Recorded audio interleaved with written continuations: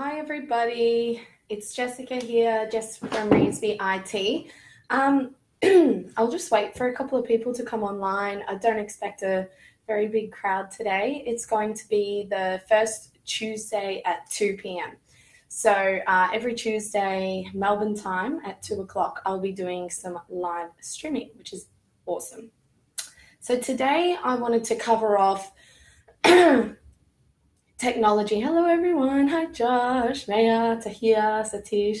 Good to see you. Today I've got a bit of a cold, but I will be talking about the future of technology.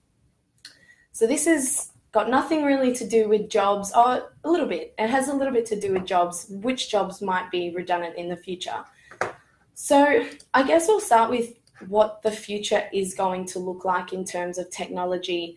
For some of you who are here on Facebook or watching me live on YouTube, you might not get to go to all of these conferences where we do discuss exactly what the future looks like. So some of these topics for the tech people might be a little bit kind of like outdated, maybe like a year ago news, but I just thought I'd cover off the bases for those who don't really know much about technology. So basically, the way that the future is looking is all to do with connected devices, which is called IoT, or Internet of Things. And we'll have smart cities where all the camera systems will be connected. There'll be smart lighting in terms of traffic lights, so no longer will you really have to wait for 3-4 minutes at a red light while there's no traffic going in the opposite direction. Cars will be connected to these systems, which means that in a fair bit of time, we won't see the general sort of manned cars on the road. What it's going to look like is more like an Uber type system. So people won't really even own cars. Maybe the top, high class society will, but the general public likely will just pay a subscription service. A vehicle, an autonomous car, which means driverless, will pick you up from your home, take you to your work, drop you off, and go pick someone else up. What this is going to do is reduce traffic congestion, of course. It'll free up a lot of parking spaces. We'll probably see this is in all countries, by the way, not just Australia. We'll see all of the parking systems and large parking lots basically disappear and probably get sold off for apartments. We'll also see the dissemination of homes. So right now, everything's central to the CBD. Now, that's going to change because workplaces are changing. We're realizing now that back in the olden days, people didn't have computers and phones at home, which is why you had to go into a physical office to have access to that and work with a team. You all know that now I'm speaking to you now, and you don't need to be next to someone to actually have a conversation with them. So what that's going to mean is large businesses will start to realize this and start to realize that maybe having their staff work from home will save costs, reduce liability, a whole bunch of other things. So people will start working from home within all industries, right? So properties in the outer skirts will become a little bit more practical for people who don't have to get into the city any longer. So what that'll mean is we'll have a broader, a wider city, if that makes any sense. What this also might do, and I want to say hello to everyone. We've actually got quite a lot of people here.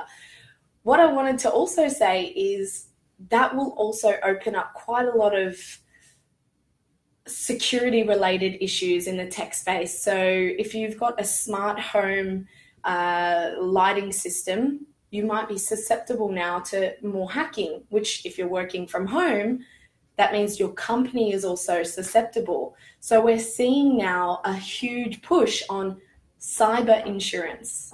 It sounds really random for people who haven't been in the tech space, but it's true. Businesses will have to have cyber insurance, but individuals will have to have cyber insurance also. But you won't be paying as much for like car insurance because the price of all of that will go down, since autonomous vehicles have proven to be a safer mode of transport. They're safer only if there aren't any other cars on the road. So for example, like a actual car that you drive.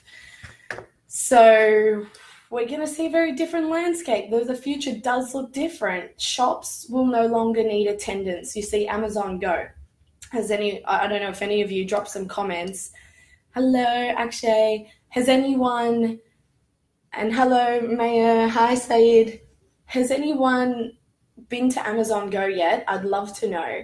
If you don't know what it is, Amazon Go is actually a store where there are no people. There's no staff. I think there's one security person, but you walk in, you take what you want off of the shelf, and artificial intelligence basically adds that to your cart. It uses like facial recognition, a whole bunch of other things. When you leave, you basically can pop them into your backpack, all of these items like yogurt, your milk, whatever it might be, off the shelf, and you just put it into your bag and you walk out, and it charges your account, and it's accurate. So what we're going to see is a big change in first jobs for people. No longer will we need 7-Elevens to be manned or petrol stations to have anybody there. Think of all the jobs that are going to go. And this is a really awesome opportunity, though, for my tech friends. If you play in this space, which many of you do, means that your skills will be more and more in demand. Salaries may drop as well a little bit because more and more people will have to have some form of technical knowledge. But remember, to be in tech and in IT, you actually don't need to be a coder, for example. You could be a business analyst or a project manager. There are lots of different jobs within the tech space that don't require any form of coding or knowledge around algorithms. But those skills will still always be the most in demand and being paid a lot.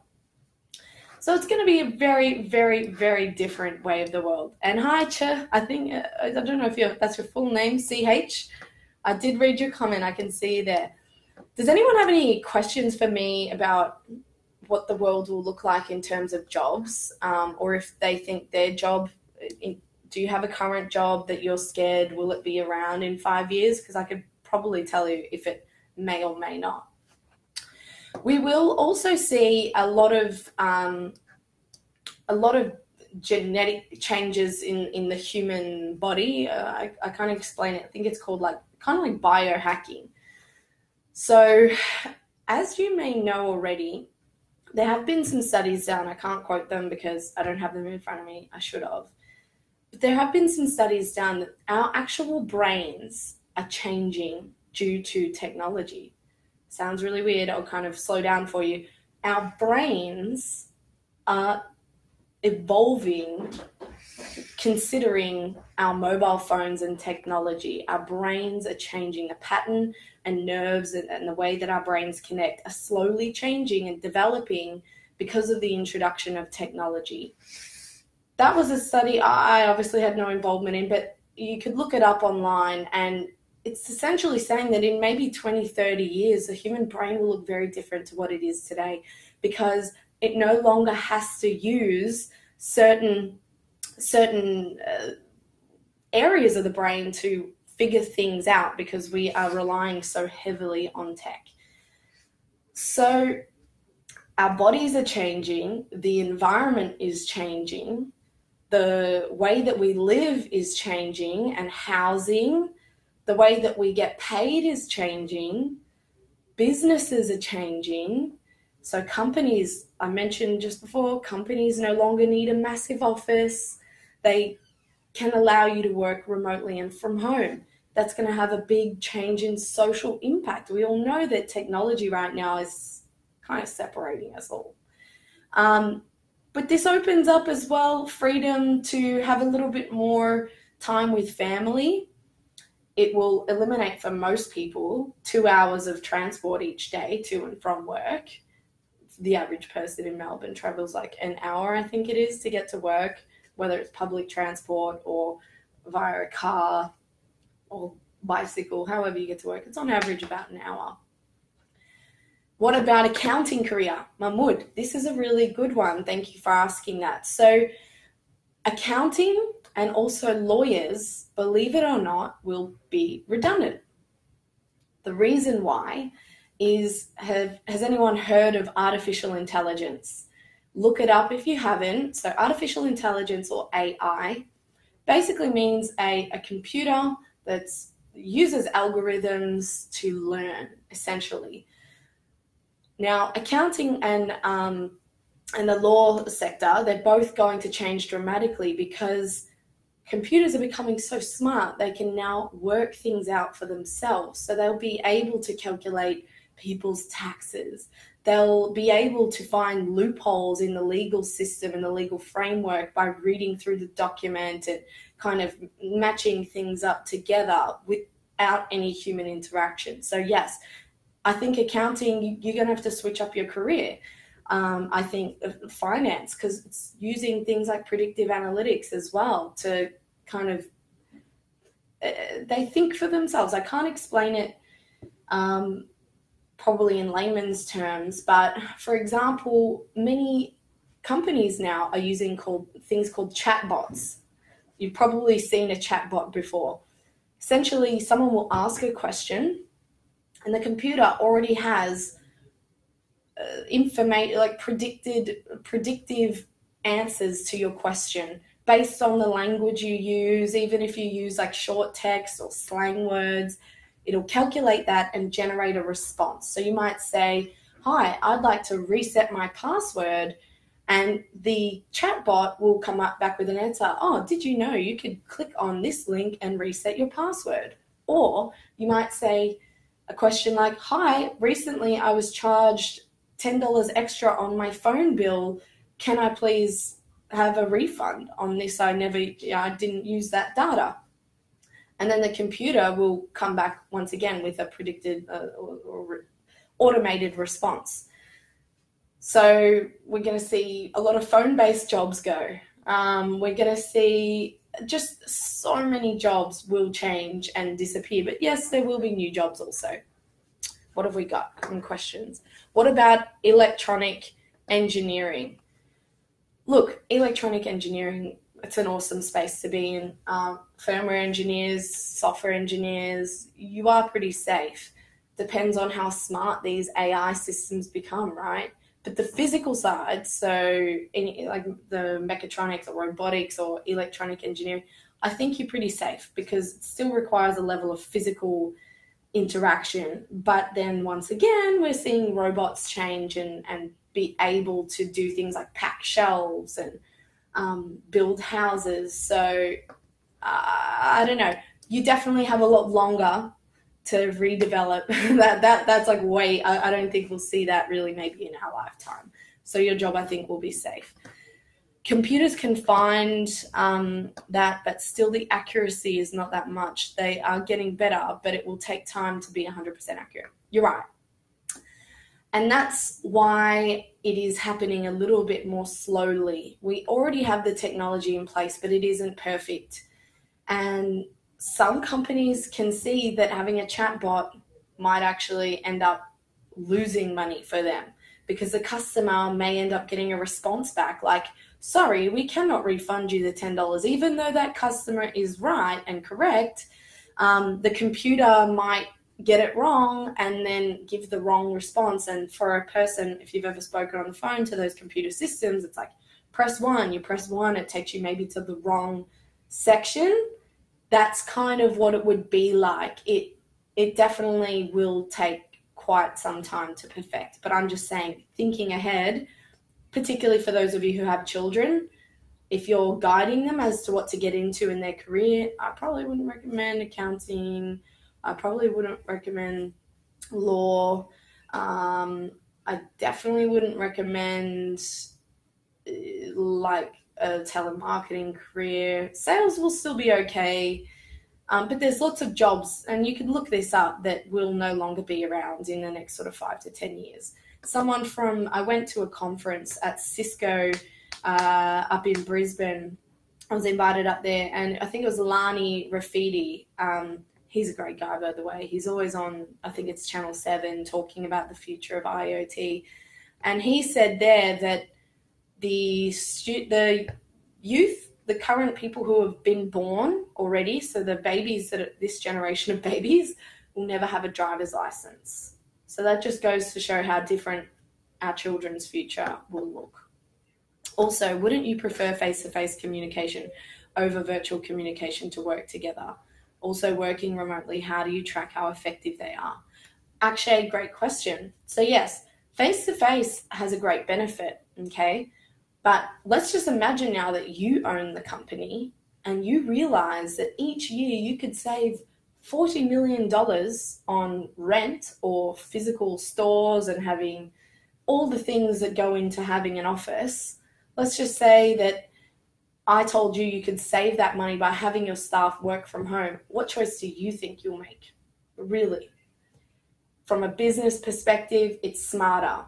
So, okay, we're not going to probably, the general public might not be okay with it, but from a business point of view, it's usually comes down to dollars.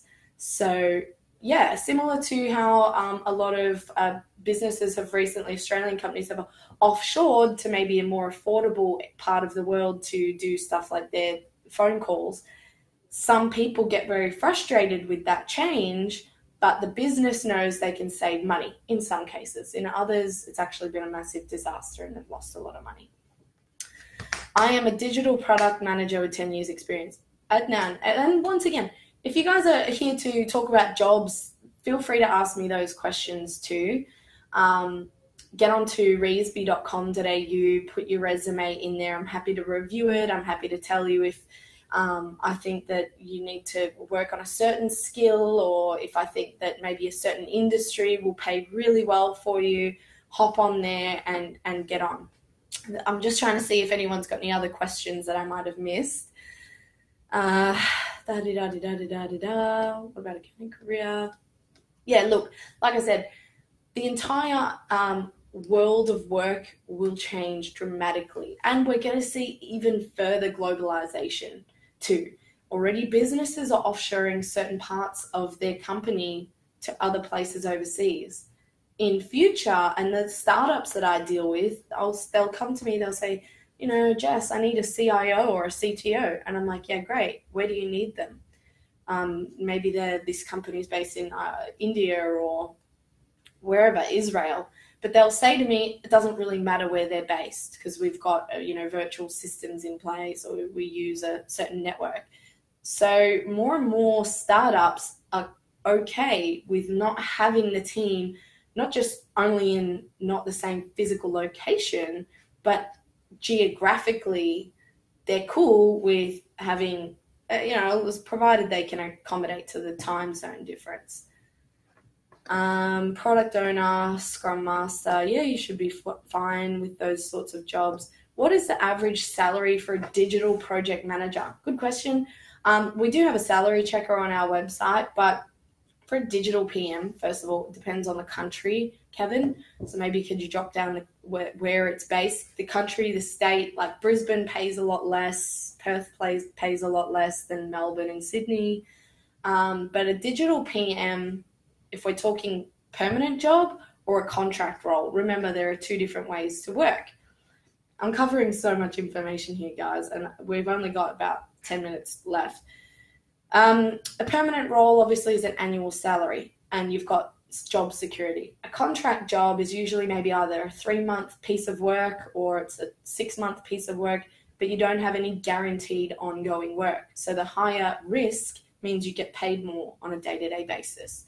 A good digital PM, depending on the experience, if they're really amazing, and also it factors in things like skills, your communications, depending on your country. So if you're in France, they're going to expect a high level of French. If you're in Australia, expect a high level of English. You could expect between $700 per day to around $950 per day. For an annual salary, you could expect anywhere from maybe 90,000. And once again, I don't know if you're like entry level, mid-level, senior. You can expect anywhere from like maybe 90,000 up to probably 120, 130, 120 or 130,000 Australian dollars. So yeah, and I need more information to give you the average. I'm just giving you a broad figure. Permanent and Victoria, Melbourne. Yeah, so permanent and in Victoria, yeah, between 90 and 130. But if you don't have a great background and you've only got 1 or 2 years experience, then chances are it'll be very even difficult to get a job, full stop. around the salary. I always say it's very important what you actually are seeking for your payment, because you don't want it to be too high because you're taking advantage or it's just unrealistic. And you definitely don't want it to be too low because then you're underpaid, but you're also selling yourself short. And psychology, guys, is behind hiring. If you see a TV and it's $50, you might start to think to yourself, there's something wrong with the TV because it's so cheap. If you see the TV that's like $5,000, you might think it's a lot better, significantly better, just because it's more expensive. I always say it's similar with people and their salaries, depending, but it does have a little bit of an influence on the way that people perceive you. If you've got a high value and your expectations kind of high, the company will potentially assume, and depends on how switched on they are, they may assume that you, are significantly better. So permanent. Does anyone have any other questions? Because we're about 2:30 now, and this will only run for half an hour. I'm happy to answer pretty much anything. So we've covered off technology, the way the world's going to look. We're seeing blockchain and some data, genetic data being stored on the blockchain, so humans owning their own DNA. We've got, fingerprints that are being potentially tracked by iPhones and facial recognition through Snapchat. We're seeing, I don't know, I'm just saying this, I might get in trouble here, but Ancestry.com, they ask you to send like your DNA to them. How do you know where that's going? How do we even know when we get a blood test where that information then is stored? We should be able to own our own bodies, but in the future, as genetic manipulation becomes more prevalent, then they may be taking certain people's DNA because it might be desirable. You might be very healthy and you didn't realize in the fine print it says your DNA will also then be on-sold to third parties or something when you go to get just a blood test because maybe you're feeling sick or something. We're also seeing, and this is very interesting, particularly for vegans out there, we're also seeing meat being grown in laboratories. So no longer will we need farming, but meat will actually be grown, which is like sort of relevant to really cloning. Look it up, it's a real thing. Let me just look up what it's actually called, but it's meat being grown in a lab. I'll just try and find this for you. It's crazy. I have no idea. Lab-grown meat is coming, whether you like it or not. Go to wired.com, guys, if you want to read that article. I mean, when do we then start growing people? You know what I mean? And then who owns that? What if, who owns people? Could you have your own army of friends and family who have all, this is horrible, but died, and could you then own them and have them working for you, and you're generating money off like this army of people you own, or just replicating your own DNA? I don't know how weird the world's going to get, but it's getting quite interesting. Okay, got some questions. Should I study more about this? I think the startup industry is a bubble. I don't know exactly what you mean by this, but should I study more about this? I think I'm not sure. Kevin, could you elaborate a little more? Startups are going to be around till the death of this planet, because a startup is just basically like a new company. So we'll always be coming up with new companies and new ideas. What about a data analyst? Look, Mahmoud, I think a data analyst is good for now. They're being paid quite okay. But once again, artificial intelligence, predictive analytics, algorithms, I think data could eventually become automated also. So we might see that job disappear. Why are skilled migrants struggling for jobs in engineering? Okay, this is from Mohammed. As I am an electrical engineer and looking for a job actively since 5 months, even I failed to get internship. Well, this is going to sound kind of harsh. It is. It's going to sound harsh, but you asked the question and I want to help you. First of all, a lot of people struggle for 5 months to get a job, particularly graduates. A a lot of people struggle for 4 or 5 months sometimes to get a job at any point in their career. So it's not an abnormal thing, right? Everyone goes through that in their life, similar to lots of other experiences we all have in life. One experience most humans will have is finding it difficult to get a job for a period of time. I would say, I don't know if you just fast typed your question, but based on maybe what I'm gauging is maybe, I'm not sure if you're from overseas, and this is just going to sound horrible, but I'm just telling you the truth. Maybe your English communications might need a bit of work. I don't know if when you write, you always write like this, or if it's just because of Facebook, but just like if I was to go to Paris and try and get a job at a French company, if my French is not like amazing, I'm probably not going to get the job. They'll pick anyone but me. So it doesn't matter how great your skills are. If you can't communicate effectively, it makes that employer worry and think, will this person actually understand the directions I'm giving them? So that's where it's kind of a little bit hard. But once again, it could be, you're overseas. Okay, Mohammed. So yeah, it depends on the country that you're trying to get work in. Maybe if you're overseas, maybe that particular skill is, for example, I know that in India, they have some of the best software developers, and it can be very hard to get a job because some of them are just so good. And you might have 200 other candidates going for the job and your skills just aren't as good. It could be your communication. It could be the way you present yourself. It could also be just your attitude. Sometimes if you've struggled to get work for a couple of months, you get a little bit down and sad, and people pick up on that, okay? When you're going for a job interview, you need to make sure you keep the conversation very positive and amazing and happy. I always say to people, it's kind of like dating. If you show up to a date and the person is saying, my ex this, and I haven't had a partner in so long, and I'm so sad, and it's been very hard for me, well, that person might not be as interested now because of the way you've portrayed yourself. So I think if you would try and just work out, where is it you're going wrong? Is it your skills? Is it your experience? Is it your attitude? Is it just the jobs you're going for? Not every job is suitable for everyone. If you apply for all the jobs that are totally irrelevant to you, or the companies are not looking for someone like you, you could have put in 700 applications and never get a job because you're not suitable for that skill. We have that all the time. We have candidates apply who are totally irrelevant for the role. I don't mind because I'm happy to help people anyway, and we may have future jobs for them.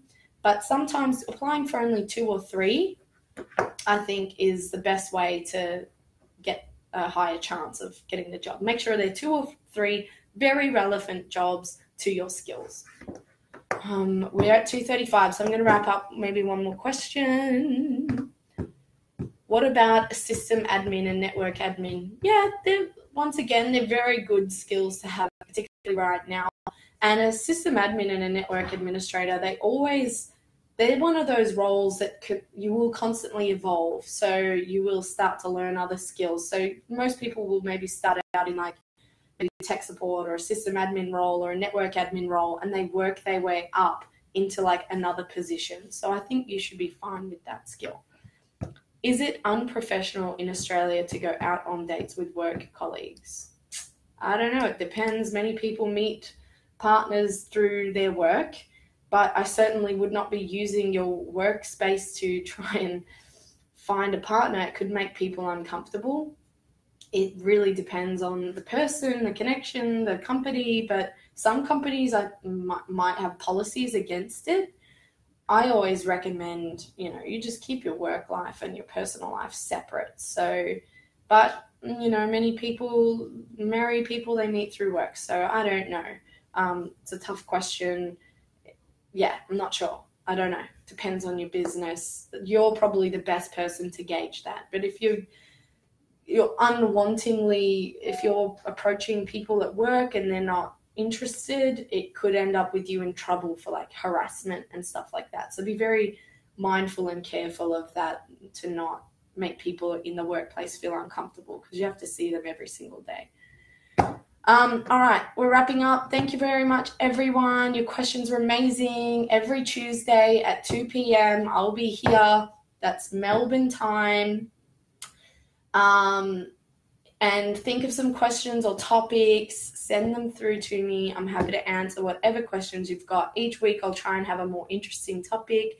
This week I just wanted to keep it general, since it's the first one. But yeah, thank you so much, guys. It was amazing. You had some awesome questions and lots of people were on, so I'm really happy. Bye, guys. Enjoy your week. Thank you. Bye.